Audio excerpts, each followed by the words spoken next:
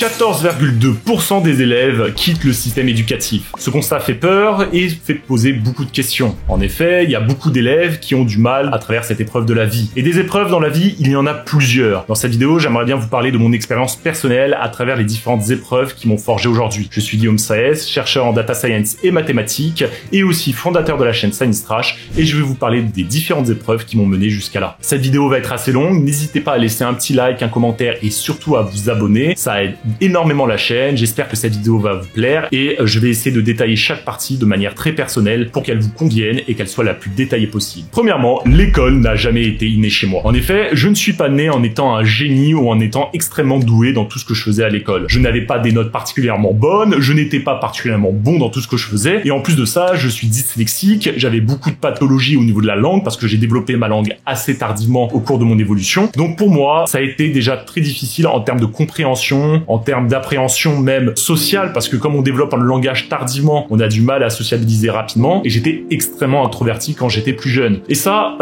m'a beaucoup forgé et ça m'a beaucoup complexé lorsque j'étais jeune. L'école était très difficile pour moi. Je n'arrivais pas à bien suivre les cours de langue, de français, parce que pour moi, tout ce qui était linguistique était une sorte de langage extraterrestre. Pour moi, le français était extrêmement complexe, simplement en 6e et 5e, alors que pour d'autres, c'était déjà assez inné. Dans cette vidéo, justement, j'aimerais bien vous faire comprendre que c'est pas parce qu'on a une thèse en mathématiques ou qu'on est assez fort dans un domaine qu'on a pour autant eu des facilités dans notre cursus. Ce n'a pas été mon cas et ce n'est pas le cas pour beaucoup de personnes. D'ailleurs, pour vous présenter ça, pour vous dire assez simplement, quand j'étais en 4e, on m'a souvent dit réfléchis aux voies de 3e professionnel quand même parce que tes notes sont pas assez bonnes en langue, en histoire, encore en sciences c'était assez fragile. J'ai pas été tout de suite bon dans les mathématiques, c'est arrivé vers la fin de 4e et 3e et je n'étais pas particulièrement doué en physique-chimie tout de suite. Donc tout ça s'est développé au fur et à mesure. Et en fait, ce qu'il faut comprendre, c'est très simple, c'est que c'est le travail, c'est les efforts, c'est l'acharnement qui m'a permis d'évoluer, de progresser dans ces matières pour en arriver là. C'est-à-dire avec une assiduité et une rigueur sans faille que j'ai réussi à atteindre ce niveau. Après, vous allez me dire, mais comment t'as fait? Comment t'as fait? Je sais que c'est la question que tout le monde se pose à chaque fois lorsqu'il souhaite réussir à l'école. Mais je vais vous détailler tout ça dans cette partie-là. Déjà, il faut comprendre que c'est pas inné. Ok, arrivé en 3e, j'ai essayé de travailler énormément. J'ai pris des cours particuliers, bien sûr, ma mère m'a aidé de prendre des cours particuliers de français pour vite progresser et j'ai eu un déclic en fait en français où je suis passé à une dictée à du moins 20 sur 20, c'est-à-dire on avait des points négatifs, j'avais des notes négatives à la dictée, à directement 18 sur 20 et 20 sur 20. Pour vous dire, le professeur que j'ai eu à cette époque, je sais pas s'il existe, enfin s'il existe, il est mort, je sais parce qu'il était très âgé, il s'appelait Donatien Morisset, c'était un professeur de français très dur, très sévère, mais d'une tendresse et d'une gentillesse extrême. Il m'a beaucoup apporté, mais je me souviens que lorsque je suis passé de 0 sur 20 à 20 sur 20 au dictée du jour au lendemain en un déclic, il avait soupçonné que j'avais triché pour vous dire.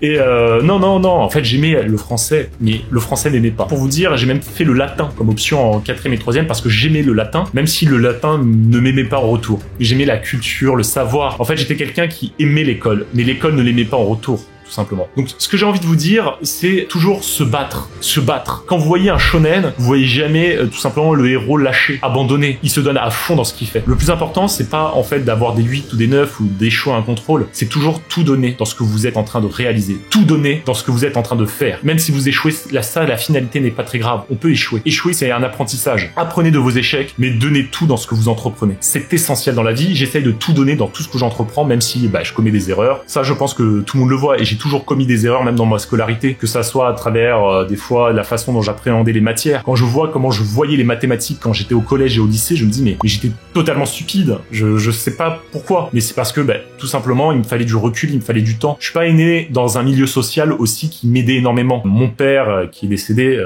était électricien, voilà, en intérim, et ma mère faisait du secrétariat dans les institutions publiques. Donc j'avais pas un cadre en tout cas social qui me permettait de m'épanouir intellectuellement, donc j'ai dû me débrouiller par ma propre curiosité, en me faisant des challenges, en m'aidant de mon entourage, d'amis qui étaient bons à l'école et qui me poussaient vers le haut. En fait, les meilleurs amis avec lesquels vous pouvez vous entourer, ce sont les amis qui vous poussent vers le haut. C'est pas les amis qui vous poussent vers le bas, les gens qui vous disent viens, on va traîner ce soir, on va se prendre un petit chichon. Ça, ce sont pas forcément des bons amis si c'est toujours pour vous tirer vers le bas. Pensez vraiment que l'entourage est essentiel pour votre sécurité mentale. Voilà, il faut pas penser que aussi les gens qui sont bons comme moi sont forcément bons pour votre entourage. Par exemple, moi je peux être être mauvais dans l'entourage de certaines personnes, dans le sens où ils ont pas besoin d'une personne, ils parlent souvent de science ou parler de choses qui ne l'intéressent pas. Entourez-vous des bonnes personnes qui vont à vous surtout. Voilà, c'est mon premier conseil et c'est pour ça que dans cette première partie de la vidéo, je vous parle de l'école parce que l'école, ça a beaucoup été ça pour moi, de la difficulté sur difficulté. Et lorsque je suis arrivé en seconde et qu'on m'a conseillé des filières technologiques, ça m'a fait mal. On m'a conseillé ensuite de redoubler. J'ai eu un entretien avec le proviseur et le proviseur m'a même dit, bah écoute, tu vas devoir quitter ton lycée parce que l'ASVT, c'est pas possible pour toi. Donc on m'a proposé, vu que j'avais des affinités avec l'informatique, de partir faire des sciences de l'ingénieur parce que bah il y avait une partie un peu informatique à cette époque dans cette filière et que c'était beaucoup plus pratique et que ça allait peut-être sûrement mieux me plaire. Donc je suis parti en sciences de l'ingénieur, sachant que à mon époque les sciences de l'ingénieur, les cours commençaient dès la seconde. Donc j'ai pris un petit retard déjà. J'ai pris un petit retard en allant dans cette filière première sciences de l'ingénieur SSI que j'ai vite rattrapé et je me suis battu pour en arriver là où j'en suis en tout cas aujourd'hui. Mais l'école n'a pas été innée et lorsque j'ai eu mon bac, ça a été très difficile. Je l'ai pas eu avec une mention. C'est pour ça que je suis parti directement à l'université et à l'université je me suis épanoui. Voilà, je me suis donné à fond dans les mathématiques et je me suis épanoui comme pas possible. Deuxièmement, le magistère de mathématiques d'Orsay a été un véritable calvaire. En effet, le magistère de mathématiques d'Orsay a été très difficile. J'ai vécu en fait lorsque je suis passé en fait de ma licence 1 à licence 2 de mathématiques à l'université au magistère de mathématiques d'Orsay. Donc le magistère, c'est un équivalent licence 3 où vous avez des cours en plus. Bah, il fallait préparer un gros dossier déjà pour y rentrer et dans ce gros dossier, voilà, j'étais le seul universitaire parmi tous les gens qui viennent de prépa avec 2-3 autres personnes au profil atypique universitaire aussi qui sont apparues. Donc on était une minorité à peu près entre 5 et 10 personnes qui venaient d'université et à peu près 60-70 personnes qui venaient de classe prépa. Donc on est écrasé par des personnes qui ne viennent pas du même milieu que nous, on va dire, et surtout qui n'ont pas la même base de connaissances que nous. J'avais énormément de retard. Les personnes étaient des brutes en mathématiques. Mais quand je vous dis des brutes, c'était des brutes. Et là, j'ai dû me battre vraiment. Je m'en souviendrai toute ma vie, mais vraiment toute ma vie de ce qui m'est arrivé. La première note en mesure de Lebesgue, premier contrôle, première évaluation, c'était je crois novembre ou novembre. C'est affiché donc au bâtiment d'Orsay. Je regarde la note, je vois, je crois que c'était 4 sur 20. Je veux dire, une chaleur s'est empressée autour de moi dans mes poumons. Je me suis écroulé au sol. Je suis tombé au sol. Je vous mens vraiment pas. Quand j'ai vu ma note, j'ai une chaleur qui est montée. Je suis tombé au sol sur le coup. Je me suis pas senti bien, mais vraiment comme si on m'avait mis un coup de massue et j'étais pas très bien. J'ai fait putain, je suis dans la merde. J'ai appris le mot souffrance au travail. Je me suis tué au travail. Même mes amis commençaient à avoir peur. Je m'enfermais chez moi, je travaillais, je faisais tous les examens. J'étais un psychopathe du travail parce que le 4 sur 20, il met un coup. Donc ça faisait peur et à la fin, bah, j'ai progressé 9 sur 20, 10, 11, 12 sur 20, mais ça a été dur et à la fin d'année, j'ai eu mon année à Orsay, mais la responsable de la filière, je ne citerai pas la personne qui a été responsable longtemps de cette filière, a été une personne, c'était une femme odieuse, mais odieuse. Quand je vous dis odieuse, c'est que même si j'ai validé mon année, elle m'a dit je te conseille de te casser, de pas rester ici parce que je vais te casser. Je vais te casser, elle me disait. Et j'ai eu un professeur bienveillant qui m'a dit elle parle sur ton dos, elle est en train de te démolir auprès de tous les professeurs. Elle m'a fait je te conseille vivement de pas forcément rester parce que même si tu restes, elle va vouloir ta peau. Et j'ai demandé mais pourquoi elle veut ma peau? Pourquoi enfin un prof n'est pas censé vous vouloir du mal et elle s'en rendait pas compte mais elle était toxique. Cette prof était toxique et dangereuse. Elle a fait ça pas qu'à moi, hein, il faut le savoir. Elle a fait ça aussi à ma filleule qui est venue l'année d'après. Elle a fait ça à d'autres étudiants. Elle fait ça en fait à une tête de turc par an, il paraît. Et en fait, elle fait ça surtout aux élèves qui, pour elle en tout cas, sont fragiles, très fragiles psychologiquement. Et j'étais fragile psychologiquement, c'est vrai. Elle a raison et du coup, elle préférait les casser avant qu'ils passent la grecque tout simplement. Et elle a voulu absolument nous casser. Donc elle m'a cassé moi, elle a cassé d'autres personnes. Donc c'était plutôt des femmes qui cassaient. J'ai remarqué. Bon, j'étais le mec qu'elle a cassé là pour le coup. Mais voilà, cette femme est dangereuse. Elle a été prof longtemps. Là, elle est à la retraite, je pense. Elle est professeure émérite maintenant. Mais elle est terriblement dangereuse. Et elle a fait énormément de mal à des personnes. Voilà, je préfère dire. Et c'est pour ça que ça a été très dur pour moi. Ça a été un moment où je me suis enfermé dans le noir. J'étais assez dépressif. Alors, j'étais pas en dépression.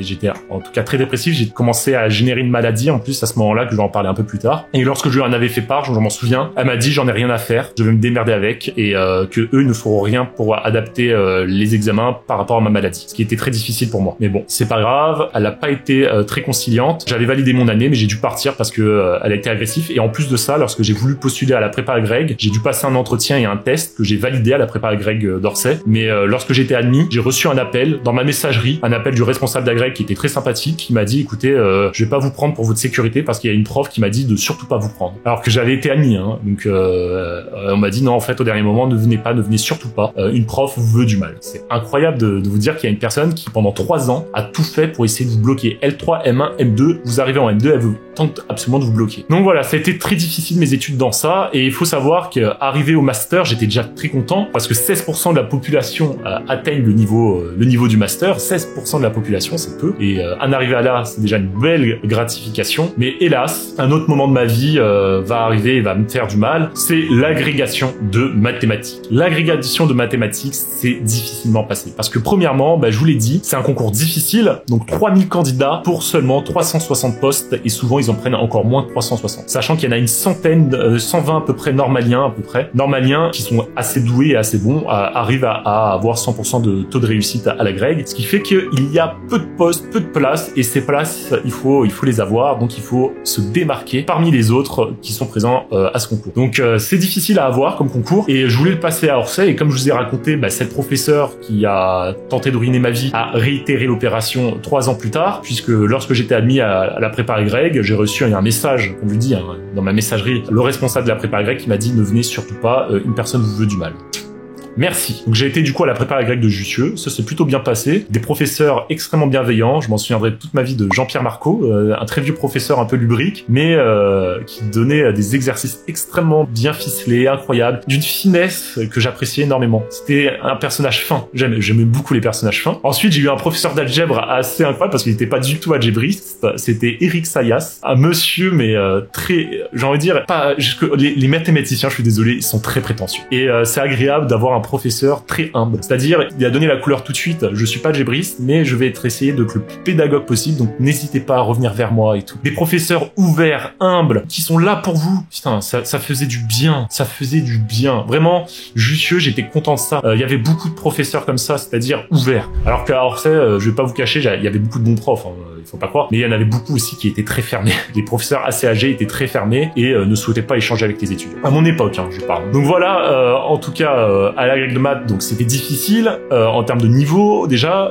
en termes quand je suis arrivé. En Jussieu, j'étais bien encadré, on était assez souple, des professeurs ouverts qui étaient là pour échanger, et du coup je me suis battu pour réussir à avoir l'agrég, et je me suis plutôt bien défendu parce que j'ai fait tous les sujets, j'ai encore gardé les sujets, je les ai montrés d'ailleurs à Axel Arnaud quand il est passé à Paris, voir un peu ce que j'avais fait à l'agrég, et c'est pas facile, c'est un concours dur, vous avez un écrit, il faut savoir, donc de 6 heures en analyse et ensuite de 6 heures en algèbre, et lorsque vous avez passé vos 2 écrits, vous êtes soit admissible, soit vous êtes déjà pas admissible. Et lorsque vous êtes admissible, ensuite vous devez passer donc des oraux. Donc il y a 2 gros oraux, un d'algèbre, un d'analyse, et un oral ensuite de modélisation. Et parmi ça, vous avez aussi une épreuve d'agir de façon éthique en tant que fonctionnaire de l'État. À travers cette épreuve d'analyse et d'algèbre, il faut comprendre que il faut préparer donc ça pendant 3 heures et ensuite restituer un plan de leçon pendant 15 minutes avec proposition de 2 développements que le jury en fait va sélectionner. Ils vont choisir un développement et ensuite on a à peu près 8 minutes si je ne me trompe pas pour détailler ce développement au jury. Donc c'est une épreuve intense parce que c'est de haut niveau mathématique et c'est d'une rigueur dans la façon de faire, dans le process qui est assez complexe puisqu'il faut que vous ayez une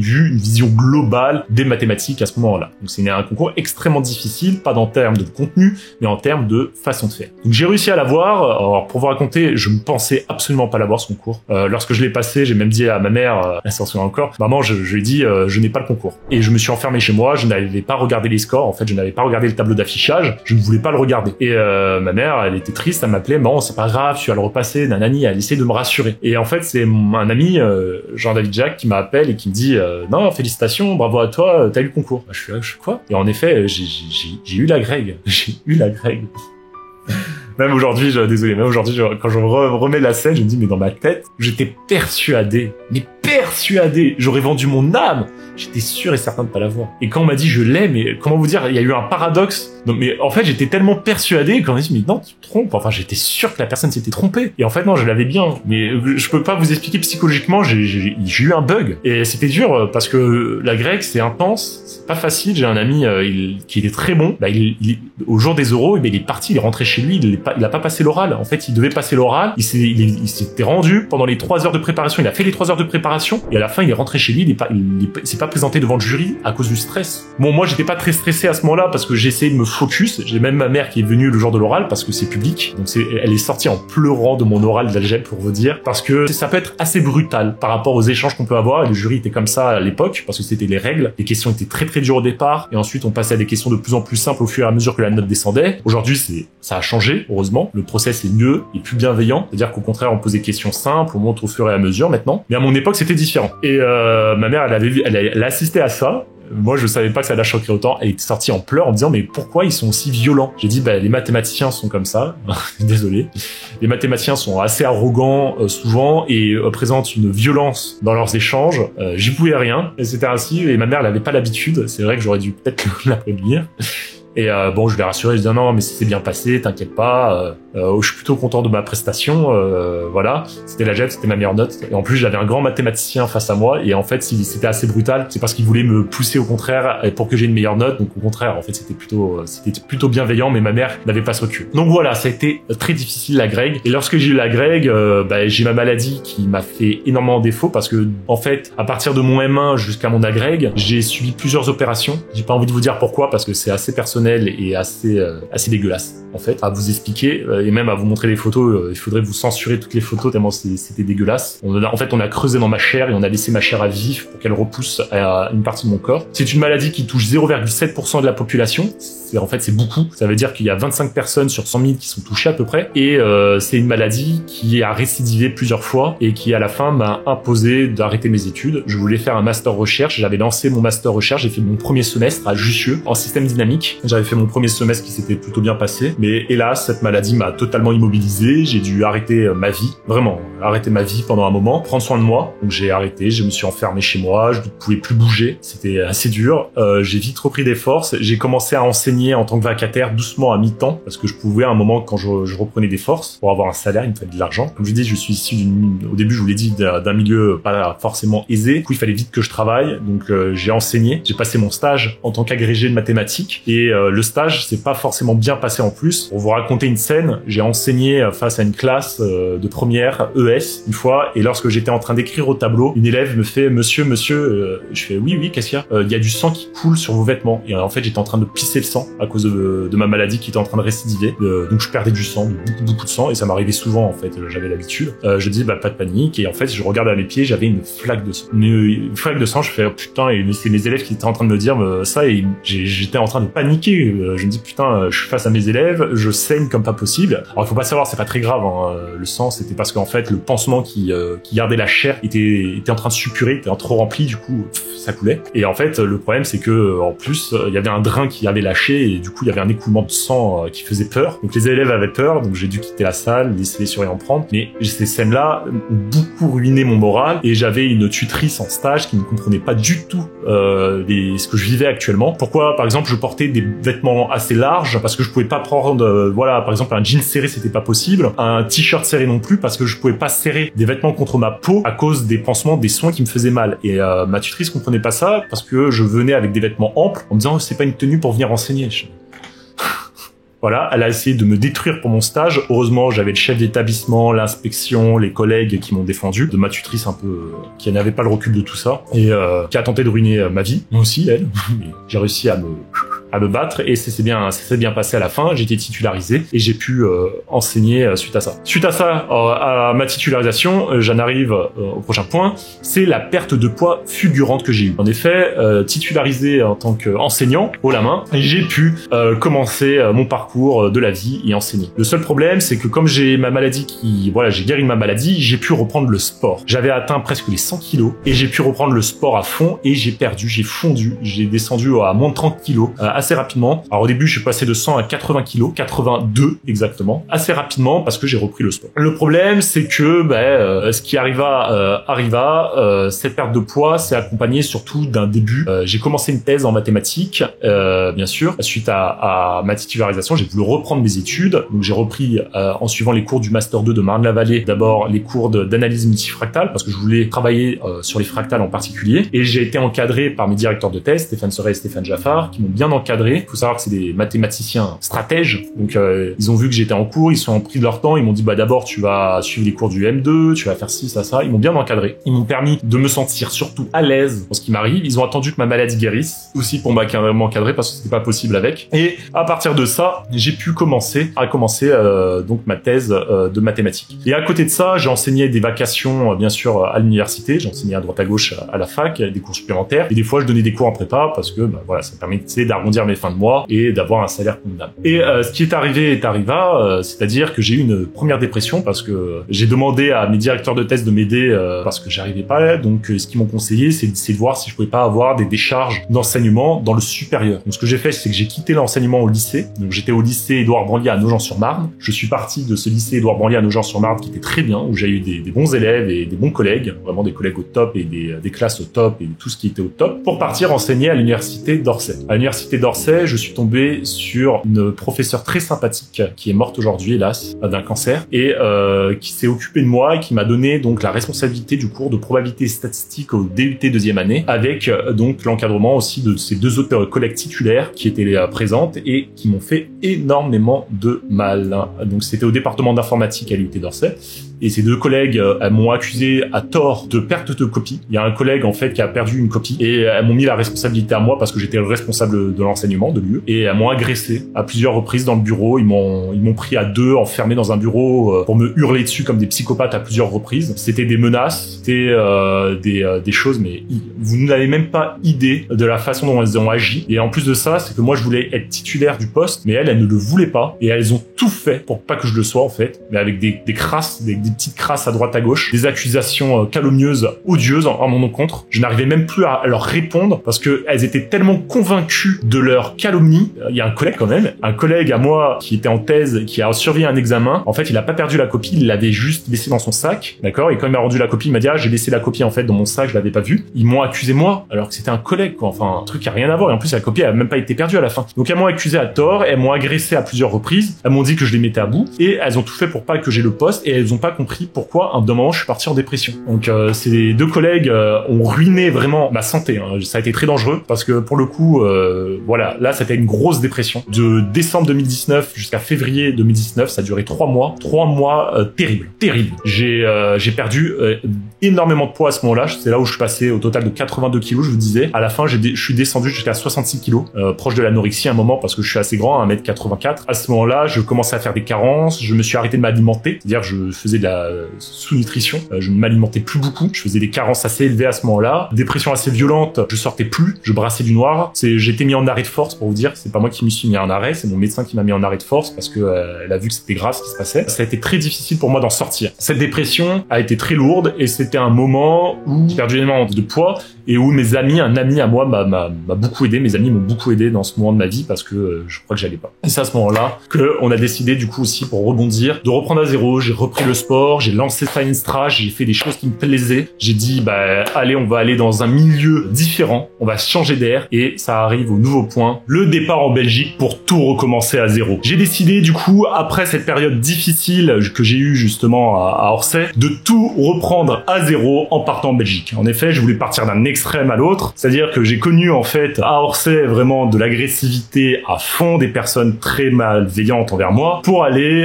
me diriger vers un extrême totalement différent, puisqu'à l'université de Mons, donc qui est une contrée en Belgique dans le Hainaut, j'ai connu tout le contraire. Des gens extrêmement gentils, je me moquais même un peu des fois d'eux en disant qu'ils étaient les gentils concons. Ils sont en fait super sympathiques, ils sont simples. Et là-bas, j'ai été dans une équipe au travail, mais d'une simplicité extraordinaire. C'est des gens qui sont pas là pour se prendre la tête, tête ou se tirer vers le bas ou vouloir du mal. Ils sont là pour tout simplement travailler, être efficaces et surtout pour le bien des étudiants. Je n'ai jamais vu un endroit où il était aussi à cœur de s'intéresser à la pédagogie, à la didactique, à la façon dont les étudiants vont. Ils avaient vraiment à cœur le bien-être des étudiants et leur formation, ce qu'ils apprenaient, comment ils se sentaient, s'ils étaient assez bien, etc. Vraiment, c'était très agréable de travailler là-bas. Je me suis ressourcé en fait en partant là-bas et c'est pour ça que j'y étais. Dites-vous que aujourd'hui, 90% des Français, 9 Français sur 5 en tout cas, décident de tout reprendre à zéro, c'est-à-dire de réinitialiser leur vie ou tout du moins leur métier au moins. Leur métier, et ce sondage a été fait par Nouvelle Vie Pro. Nouvelle Vie Pro, c'est une sorte de magazine qui fait ce type de sondage. Et dites-vous que 28% des Français mettent en œuvre ce changement de vie et 64% avouent vouloir le faire. C'est-à-dire que c'est une volonté vraiment de le faire et moi j'ai décidé de le faire. J'ai décidé d'aller là-bas et de tout réinitialiser dans un milieu vraiment sain où j'ai pu me ressourcer, où j'ai pu me sentir bien avec des gens bien. Et en plus de ça, j'ai pu lancer à ce moment-là la chaîne Science Trash encore plus, ça a commencé à la faire croître, à la reprendre, à la relancer à fond avec un dynamisme que j'ai beaucoup apprécié. Donc c'était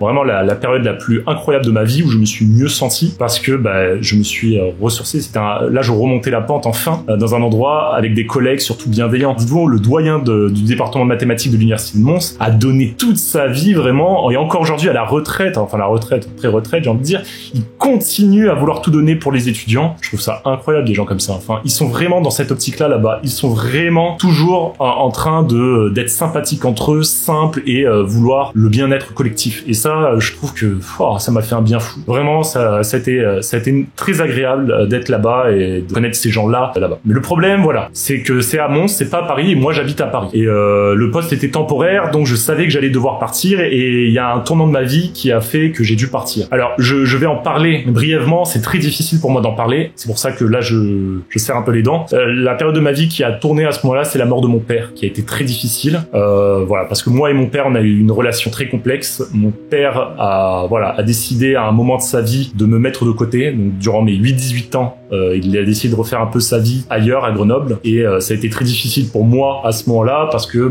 voilà, je n'ai pas grandi avec de père à ce moment-là. Je me suis senti un peu abandonné. Donc j'ai une relation très complexe avec mon père à ce moment-là. Et ça a été très difficile. J'ai toujours eu une colère envers lui, quelque chose de fort contre lui. Bon, j'ai pas envie trop d'en parler ici, mais ça m'a beaucoup... voilà. J'ai énormément eu de peine en fait parce que c'était un électricien en intérim comme je vous ai dit, mais en fait surtout il n'est pas allé beaucoup à l'école, ses parents sont morts jeunes, il a vraiment pas eu de chance dans la vie, il a dû se battre et en fait il n'y a pas de guide pour être père. Il n'y a pas de guide qui vous apprend à comment être père et lui il n'a pas eu de modèle en plus de ça pour savoir être un bon père. Donc j'ai pas eu le père que je voulais dans mon enfance, mais en revanche j'ai eu une chance incroyable et ça c'est ça qui me touche beaucoup. La chance incroyable que j'ai eue c'est qu'il m'a donné tout l'amour qu'un père pouvait donner à son fils parce que même s'il a pas été présent pendant 10 ans de ma vie, après mes 18 ans il a toujours voulu se racheter. Il a toujours donné tout l'amour qu'il avait après mes 18 ans pour être présent, pour savoir comment j'allais et j'ai retrouvé un père à ce moment-là et le fait qu'il soit mort assez jeune, oui.